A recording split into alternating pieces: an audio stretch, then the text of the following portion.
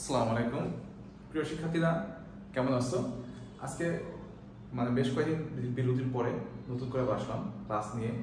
আজকের ক্লাসে আমাদের টপিক হচ্ছে ভগ্নাংশের সংখ্যা পদ্ধতির রূপান্তর। ওকে, তো আশা করি আমরা এই টেকনিক সাহায্যে যে কোনো ধরনের ভগ্নাংশের আমরা সংখ্যা পদ্ধতি রূপান্তর করতে আজকে পারবো। ওকে, তো আমরা চলো দেখি কিভাবে করতে হয়। দশমিক থেকে বাইনারিতে লেখা আছে, কি বলছে এখান থেকে বাইনারিতে দিতে হবে। ওকে,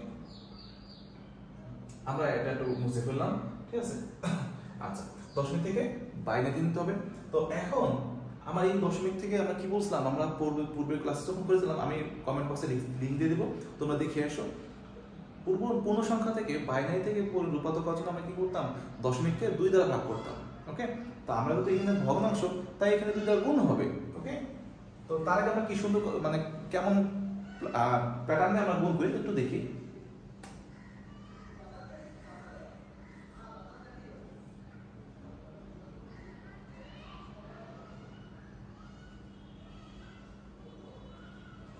এইভাবে একটা টেবিল তৈরি করব। এই টেবিল এক পাশে থাকবে পূর্ণ সংখ্যা, এক পাশে থাকবে ভগ্নাংশ। তো এখানে যদি ভগ্নাংশটা আমরা লিখে ফেলি। ওকে, তো আমরা কি বলছিলাম, 2 দ্বারা গুণ করতে হবে ভগ্নাংশকে। তো আমরা 2 দ্বারা গুণ করব। গুণ করে আমরা ফলাফল নিচে লিখব। এক পাশে পূর্ণ সংখ্যা, এক পাশে ভগ্নাংশ। তো এটার কি পূর্ণ সংখ্যা আছে? কোনো পূর্ণ সংখ্যা নেই, এটা পূর্ণ সংখ্যা শুধু 0 0 বসে দিই। তো এটার ভগ্নাংশ রেজাল্ট কি হচ্ছে 750।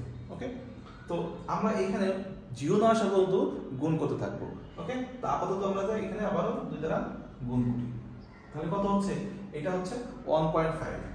ওটা 1.5। যেহেতু 0 আসে নাই, আবার গুণ চালায় যাব। তো এবার দেখো 0.5 যদি 2 দ্বারা গুণ করি তাহলে কত আসে? এখানে 1 এবং হচ্ছে এখানে 0। ওকে, 0 আমাদের চলে আসছে, সুতরাং আমাদের আর গুণ করার দরকার নেই।